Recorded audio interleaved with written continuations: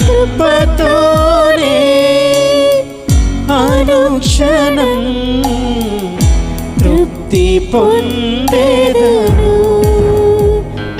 నీ కృపతోనే అనుక్షణం తృప్తి పొందేదను.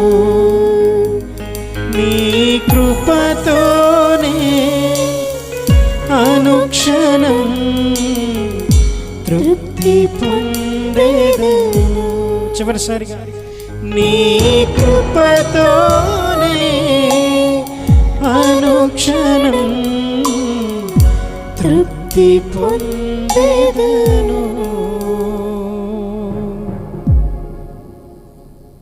అనేక మార్లు ప్రభు సన్నిధిని మనం విడిచిపెట్టినప్పుడు మన మీద నుండి ఆయన దయ పోలేదు, తన సన్నిధి మనల్ని విడిచిపోలేదు. ఎంత గొప్ప ప్రేమ చూపిస్తున్నాడు యేసయ్య, ఎంత గొప్ప ప్రేమ చూపిస్తున్నాడు యేసయ్య. ఒక్క నిమిషం ప్రభు సన్నిధిలో మౌనంగా ఉండి కనిపెడతారా? ఆయన ప్రేమ మనల్ని ఎంత ఆదరిస్తుందో చూడండి. ఆయన ప్రేమ మనల్ని ఎంత ఆదరిస్తుందో చూడండి. ఆయన ప్రేమ హద్దు లేనిదై మన కొరకు రక్తము కారునంతగా తన ప్రేమ రుజువుపరచుకుంది. ఎంత గొప్ప ప్రేమ మనం కలిగి ఉన్నాం.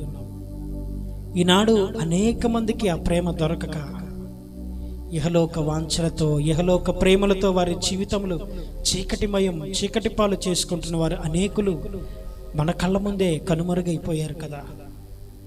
అయితే ఈ సమయంలో తన మెల్లని చల్లని స్వరముతోని మనతో ముచ్చటించడానికి ఒక వ్యక్తి మన కొరకు ఎదురు చూస్తున్నాడు. ఆయనే మన ప్రభువైన యేసయ్య.